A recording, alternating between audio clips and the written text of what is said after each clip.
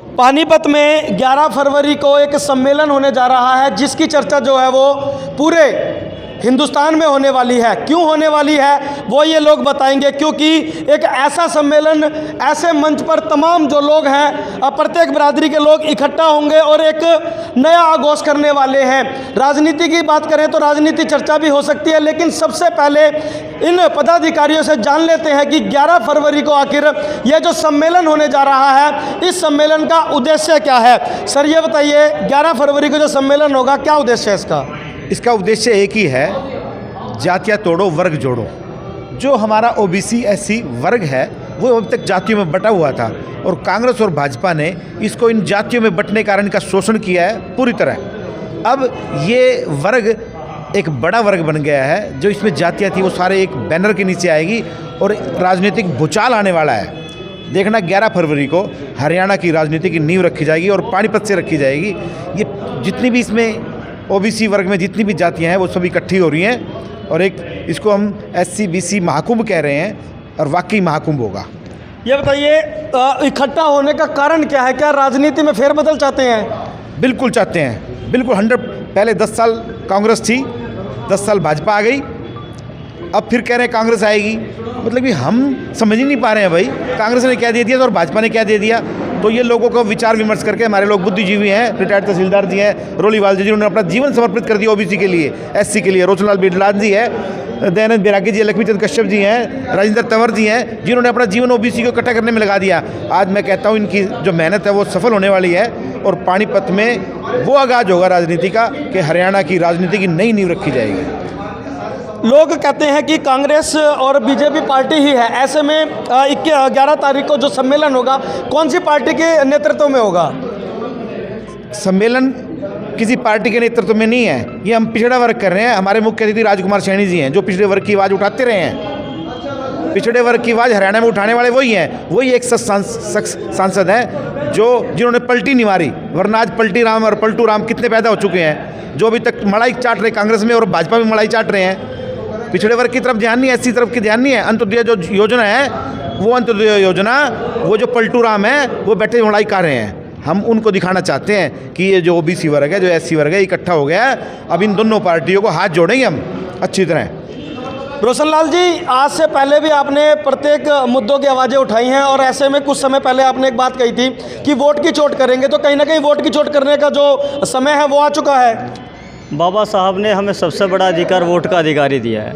मेरे ख्याल से आज एससी और बीसी समाज अपने उस अधिकार को भूल गया है। समाज को जो हमारा जो नींद में सोया समाज है, इस सम्मेलन के माध्यम से सोए समाज को जगाने का काम आज जो समाज की तमाम जो बुद्धिजीवी लोग जो यहाँ खड़े हैं वो समाज को जगाने का और समाज के हक अधिकार दिलाने का काम करेंगे। मैं आपको बताना चाहता हूँ अभी कि हरियाणा जो हमारे भारत का जो संविधान है वो संविधान तय करता है कि अनुपातिक आधार पर, चाहे राजनीति की बात हो, चाहे नौकरियों की बात हो या शिक्षा की बात हो, वो अनुपातिक आधार पर उसका बंटवारा होना चाहिए। अभी तक चाहे कांग्रेस की सरकार है या भाजपा की सरकार है, किसी भी सरकार ने अनुपातिक आधार पर एससी और बीसी समाज को सम्मान देने का काम नहीं किया है। मैं आपके माध्यम से बताना चाहता हूँ कि सिर्फ ये सत्ता की लड़ाई नहीं है, ये लड़ाई हक और अधिकार की लड़ाई है। और जिस समाज का हक और अधिकार जब छीनता है, आप जानते हैं कि उसके दिल पे क्या बीतती है। इस कार्यक्रम के माध्यम से आज एससी और बीसी समाज हरियाणा में एक ऐसी लड़ाई, एक ऐसी चौथी लड़ाई पानीपत की। आपको पता है कि पानीपत में 3 युद्ध हुए, ये चौथा जो युद्ध होगा वो एससी और बीसी समाज के लोग सिर्फ सत्ता परिवर्तन नहीं बल्कि सामाजिक परिवर्तन करने का भी काम ये करेंगे। मैं आपका बहुत बहुत धन्यवाद करता हूँ। तो बिल्कुल सर, ये बताइए कितने लोगों के आने की संभावना है? मैं राजकुमार रोलीवाल, पूर्व राष्ट्रीय उपाध्यक्ष अखिल भारतीय जहांगीर महासभा।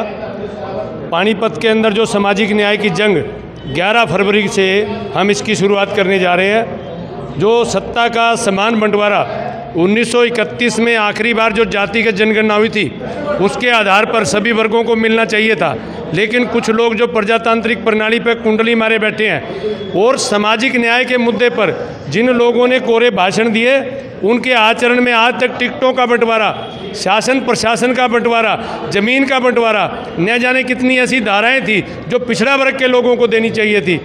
मंडल कमीशन और काका कालेलकर समिति के रूप में तो पिछड़ों से धोखा हुआ और पूना पैक्ट के वक्त दलित समाज के लोगों से धोखा हुआ। आज हम वार्ड, पंचायत, गली, मोहल्ले और एक एक परिवार में जाकर के इस सामाजिक न्याय की लड़ाई को एक एक दरवाजे पे दस्तक दे करके हरियाणा प्रदेश के अंदर एक ऐसे बदलाव की नींव रखने जा रहे हैं जो सामाजिक न्याय पर आधारित होगी और सत्ता के समान बंटवारे को बांटने का काम करेंगे। इन्हीं शब्दों के साथ आपका बहुत बहुत धन्यवाद। धर्मवीर जी, ये बताइए, जिस प्रकार से सत्ता परिवर्तन की बात कर रहे हैं, और ऐसे में क्या लगता है कि सत्ता परिवर्तन होगा? बिल्कुल होगा जी। देखिए 11 फरवरी को जो इतना बड़ा महासम्मेलन ओबीसी एससी का होने जा रहा है सब्जी मंडी के अंदर, ये एक बदलाव की नींव तो रख रहे हैं। आज तक हमारे बीसी वर्ग का हनन होता है सभी अधिकारों का, कहीं भी राजनीतिक हमारे को जिम्मेदारी नहीं मिली है, जो कि हम घर घर जा कर के जितने हमारे हर बिरादरी के नेता हैं अपने अपने समाज को जगाने का काम करेंगे। मंच के माध्यम से अपने विचारों से समाज को जगाएंगे और अपने अधिकारों को लेके रहेंगे। इन गूंगी बहरी सरकारों के खिलाफ ये पूरी आवाज़ उठाएंगे जी। तो ये बताइए, जिस प्रकार से अब जो चुनाव आने वाले हैं, तो चुनावों से पहले ही इस प्रकार का डंका क्यों बजाया जा रहा है? देखिए साथियों, मैं लक्ष्मीचंद कश्यप हूँ।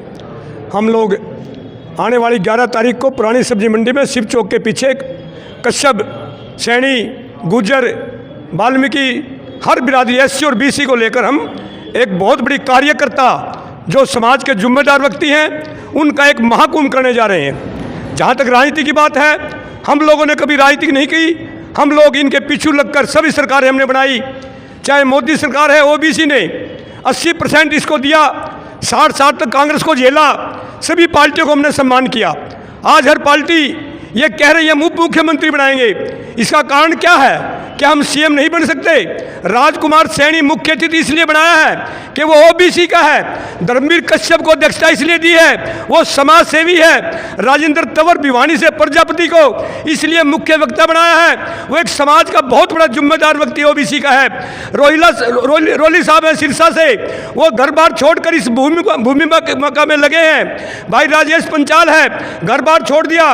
गोविंद सैनी है, भाई गुज्जर जी हैं, तमाम हम साथी एक भूमिका लेकर चले हैं। और राजकुमार सैनी बगैर पार्टी के ओबीसी के समाज के नाते हमने उसको मुख्य अतिथि बनाया है। और राजनीतिक पार्टियों को कहना चाहते हैं, ये समाज के लोग अब जाग चुके हैं, अब बहकावे में नहीं आएंगे।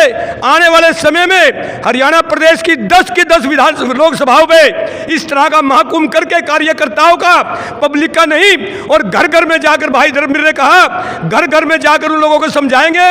और जो तमाम समाज के लोग, जो बुद्धिजीवी लोग हैं, जो राजनीति करते हैं, भीख मांगेंगे नहीं, टिकट वो लोग खुद देंगे। और आने वाला समय ओबीसी का है, 60 साल हो चुके हैं इसको बिखरते हुए, गेंद बने हुए, अब टिकाऊ बन चुके हैं और बिकाऊ नहीं। और इन पार्टियों को कह देना चाहते हैं आपके चैनल के माध्यम से, बहुत खिलवाड़ी लोगों से कर लिया। इस वोट की कीमत को बाबा साहब ने हमें समझा दिया। एससी और बीसी इकट्ठा होकर हरियाणा के अंदर ना जाने क्या गुल खिलाएगा, ये भविष्य में है। और सारी राजनीतिक और सारी बैकवर्ड आपको 11 तारीख की रैली में ऐलान करेंगे और हवा देंगे और इन लोगों को बताएंगे बहकावे में नहीं आएंगे। ओबीसी बहुत बड़ी जनसंख्या में 52% होने के नाते हमारा हाल क्या है साथियों? नौकरियों में क्या है हमारे साथ? मात्र 84 में 11% भी नहीं है। और लोग दुहाई देते हैं सबका एक, सबका साथ, सबका विकास, ये बातें भूल चुके हैं और पलटू राम नहीं बनेंगे। भाई ने ठीक कहा, राजकुमार सैनी को इसलिए बनाया है, वो टिकाऊ है, बिकाऊ भी नहीं है। अगर पलटी मारता वो भी आज एमपी बनता। भाई हमारे भी धर्मवीर हैं, समाज के टिकाऊ व्यक्ति हैं, बैकवर्ड के साथी नेता हैं। राजेंद्र तंवर टिकाऊ है, बहुत सारे साथी हम लोग अपनी जान देने के लिए इस भूमिका में आए हैं। और इस ओबीसी को जगाकर हरियाणा के अंदर एक बहुत बड़ा हम लोग खेल खेलेंगे। जय हिंद, जय भारत। तो देखिए, जिस प्रकार से 2024 के चुनाव नज़दीक हैं और ऐसे में लोकसभा की जो तमाम 10 की 10 सीटें जो इन्होंने बताई हैं कि हमारी पार्टी जो है वो जीत कर दर्ज करवाएगी, लेकिन सबसे बड़ी बात यह रहेगी कि 2024 में किसकी सरकार बनेगी वो देखने वाली बात रहेगी। और 11 फरवरी को जिस समय यहाँ पर पानीपत की सब्जी मंडी में इस रैली का आयोजन होगा, वो कहीं ना कहीं विपक्ष पार्टियों के हाथ और पैर फुला देने वाली रहेगी। तो आपकी इस खबर, इस वीडियो पर क्या कुछ राय है, कमेंट बॉक्स में जरूर बताएं। मैं मनोहर सिंह।